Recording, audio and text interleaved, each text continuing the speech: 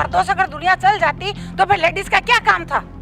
उनको हटा देना चाहिए था लेडीज को, उनकी जिंदगी उनके परिवार में से बिल्कुल निर्मूल खत्म कर दो, तब देखते देखिए बिना मर्द के आदमी रह सकता है क्या? मर्दों का देश तो कौन सी जगह ऐसे सिर्फ मर्द या लेडीज नहीं है।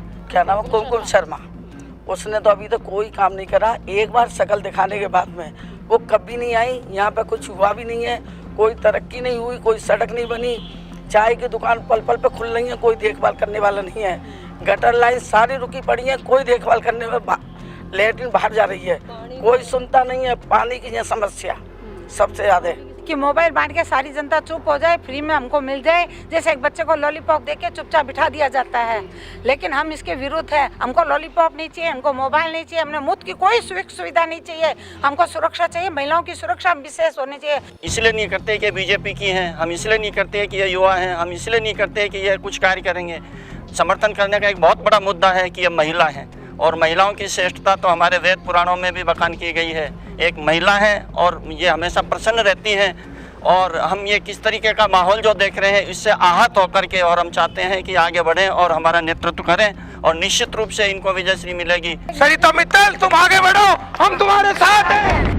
राजस्थान में चुनाव आ रहे हैं और हर एक आम जन के मन में यही सवाल है कि इस बार हम किसे चुने जो हमारे लिए असल में काम करने के लिए ग्राउंड लेवल पर उतरे।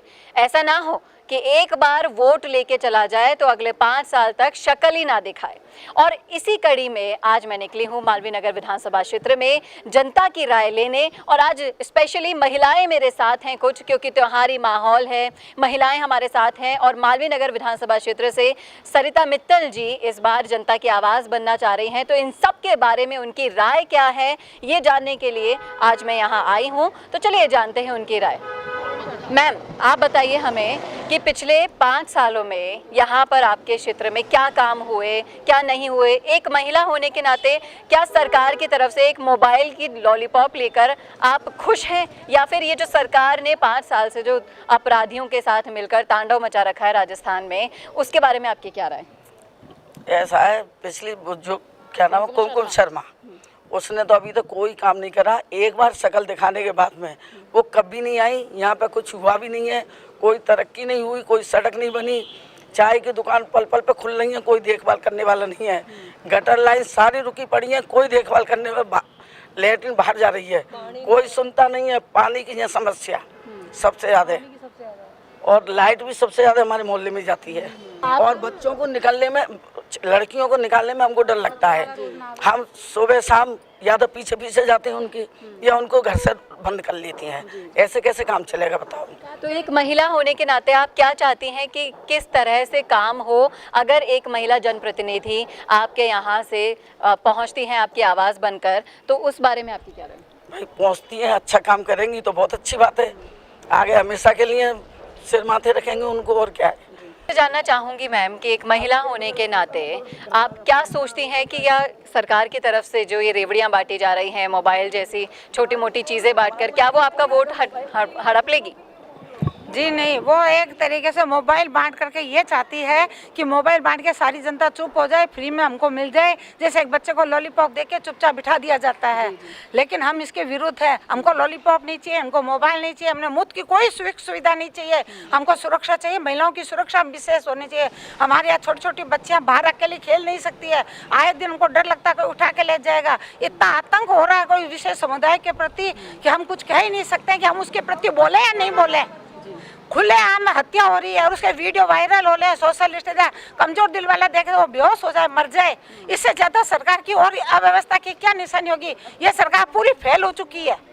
ये किसी भी क्षेत्र के अंदर से सही नहीं दिख रही है। यहाँ वोट मांगने आते हैं, 5 साल में एक बार शकल दिखती है, उसके बाद शकल नहीं दिखती है। ऐसे हो जाते हैं जैसे कोई वो तो बिल्कुल पर्दे में पैक हो गए हो, जैसे धरती पर नहीं रहते हो, धरती से नदारद हो गए हो। ये कोई तरीका नहीं है, ऐसा लगता है। राजस्थान की अगर हम बात करें तो यहाँ पर राय ऐसी दी जाती है, मंत्रियों को ऐसे बोलने में आता है कि ये तो मर्दों का प्रदेश है। तो आप क्या सोचती हैं एक महिला होने के नाते, क्या वाकई में ऐसा बोलना उन्हें शोभा देता है? मर्द जाते हैं उल्टा उन पर ब्लेम लगा के उनको बंद कर देती हैं, शिकायत भी नहीं कर सकते हम तो। हमारी तो ऐसी बुरी गत हो रही है।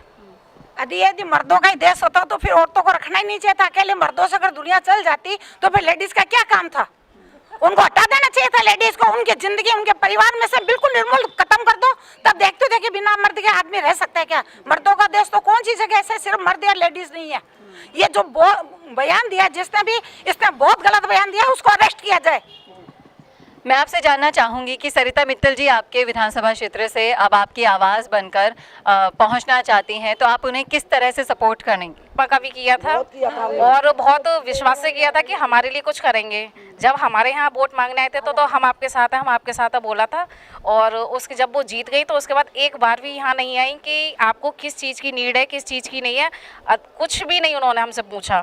हम तो चाहते कि हमारी जैसा ही कोई एक आए जो हमारी भी सुने, हमारी हेल्प करे, हर चीज़ में हमारा समर्थन करे।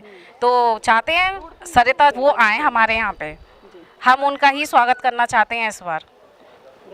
नहीं, इसलिए आगे क्या है कि इनको बचपन से राजनीतिक माहौल मिला है। जैसे वसुंधरा जी को राजनीतिक माहौल मिला है, माननीय अटल बिहारी वाजपेयी जी, माननीय आडवाणी जी, बचपन से वसुंधरा जी छोटी थी, जब से उनके घर जाते थे तो उनको बचपन से नेतृत्व की वो मिल गई। इनका भी वही माहौल, बचपन से ही इनको राजनीतिक माहौल मिला है। और एक ऐसे परिवार से माननीय मोदी जी, माननीय आडवाणी जी इनके घर गए हुए, बचपन से इनको नेतृत्व में क्षमता, बचपन से इनको राजनीतिक माहौल मिला है। और इनसे बहुत आशा है, हमारे नेतृत्व, हम ये चाहते हैं कि इनका नेतृत्व सुसंस्कारित है। हम चाहते हैं कि इनका नेतृत्व हमको मिले और इनके नेतृत्व में हम स्वच्छ भारत, स्वस्थ भारत, स्वावलंबी भारत, स्वाभिमानी भारत और एक श्रेष्ठ भारत बने और श्रेष्ठ बालिका का संस्कार बने। सरिता मित्तल, तुम आगे बढ़ो, हम तुम्हारे साथ हैं। हम भी इनका सहयोग जब ही करेंगे जब ये हमारा सहयोग करेगी। ना इनके सहयोग के बिना हमारा कार्य हो सकता है, ना हमारे सहयोग के बिना इनका कार्य हो सकता है। और ये बहुत ज़रूरी है क्योंकि इस जगह जहाँ मैं खड़ी हूँ इस वक्त, यहाँ बहुत ज़रूरी है हम लोगों के लिए अच्छी व्यवस्था देना इनको, क्योंकि आए दिन वाकई में बहुत परेशानी हो रही है और हमें नहीं, हमारी बच्चियों को बहुत परेशानी हो रही है। तो इस चीज़ के लिए हम भी इनका सहयोग करेंगे और ये भी हमारा सहयोग करें। हमें इनसे यही एक सहयोग चाहिए। सर, आपको क्या लगता है कि एक महिला जनप्रतिनिधि होने के नाते आप किस तरह से सोच सकते हैं कि जब एक महिलाओं की आवाज़ को सदन में पहुंचाएंगी तो उसका ज़्यादा इम्पैक्ट पड़ेगा? हाँ मैम, आप बिल्कुल ठीक कह रही हैं। सरिता जी का समर्थन हम इसलिए नहीं करते कि बीजेपी की हैं, हम इसलिए नहीं करते कि ये युवा हैं, हम इसलिए नहीं करते कि ये कुछ कार्य करेंगे। समर्थन करने का एक बहुत बड़ा मुद्दा है कि ये महिला हैं और महिलाओं की श्रेष्ठता तो हमारे वेद पुराणों में भी बखान की गई है। एक महिला है और ये हमेशा प्रसन्न रहती हैं और हम ये किस तरीके का माहौल जो देख रहे हैं इससे आहत होकर के और हम चाहते हैं कि आगे बढ़ें और हमारा नेतृत्व करें और निश्चित रूप से इनको विजयश्री मिलेगी। और हमारे जो है क्षेत्र में और हमारे वार्ड में और हमारे विधानसभा क्षेत्र में जो है अनुशासन की, प्रेम की और डिसिप्लिन की एक सरिता बहेगी और ये निश्चित रूप से आगे बढ़ेगी। क्योंकि कहा है भी है कि ब्रह्मभूत है प्रसन्नात्मा न सोचित न कांक्षति समम सर्वेषु भूतेषु मद्भक्ति लप्ते पराम। ये एनर्जेटिक हैं, यंग हैं और हमेशा प्रसन्न रहती हैं और हमको इनके अंदर अपार संभावनाएं दिखती हैं। मैं इनके उज्जवल भविष्य की कामना करता हूं कि आगे बढ़ें और नेतृत्व करें और निश्चित रूप से सफल हों। अब देखिए आगे तो क्या होता है। आप सभी लोग युवा हैं, युवा शक्ति है, देश का भविष्य है। तो मैं अगर आने वाले विधानसभा चुनावों की बात करूं तो आप इसमें महिलाओं की लीडरशिप को किस तरह से देखते हैं? महिला की लीडरशिप मेरे हिसाब से अच्छी होनी चाहिए। महिला एक सशक्तिकरणीय है। महिला को पुराणों में भी कहा कि महिला नारी देश का सम्मान है, तो नारी का सम्मान करना चाहिए। वो आगे जाके हर महिला की परिस्थिति समझेगी। जो कल परसों जो आज से 20 दिन पहले भीलवाड़ा में हुआ था ये घटनाक्रम, ऐसी दरिंदगी हमें देखनी नहीं पड़े और महिला को बाहर पढ़ने की शिक्षा का अच्छा मौका मिले और लीडरशिप एक महिला होगी तो महिला को अच्छा परफॉर्मेंस मिलेगा, आगे शिक्षा मिलेगी। शिक्षा के बारे में फ्रांसीसी क्रांतिकारी दांते ने कहा, शिक्षा रोटी जैविक जीवन जीने के लिए है तो शिक्षा हमारे सर्वांगीण देश का विकास करेगी। तो मेरे हिसाब से यही मानना है कि हर महिला को शिक्षा मिले, शिक्षा से हमारे देश का सर्वांगीण विकास होगा। श्रीमान माननीय मुख्यमंत्री अशोक जी गहलोत जो मोबाइल ऐप अभी प्रस्तुत किए हैं, मेरे हिसाब से व्यक्तिगत विचार है कि मोबाइल ऐप नहीं देना चाहिए। जो झुग्गी झोंपड़ियों में बच्चे रह रहे हैं, बालिका रह रही है, उनको अच्छी तालीम दी जानी चाहिए, शिक्षा दी जानी चाहिए, उससे देश का विकास होगा। कुछ त्रुटियां रह सकती है, मानवीय भूल भी हो सकती है, फिर भी अशोक जी गहलोत ने ये थोड़ा सा मेरे हिसाब से व्यक्तिगत विचार से थोड़ा गलत किया है। तो आपकी क्या राय है, आपका क्या सोचना है, कमेंट करके ज़रूर बताइएगा कमेंट बॉक्स में। कैमरामैन चेतन के साथ चेतना शर्मा।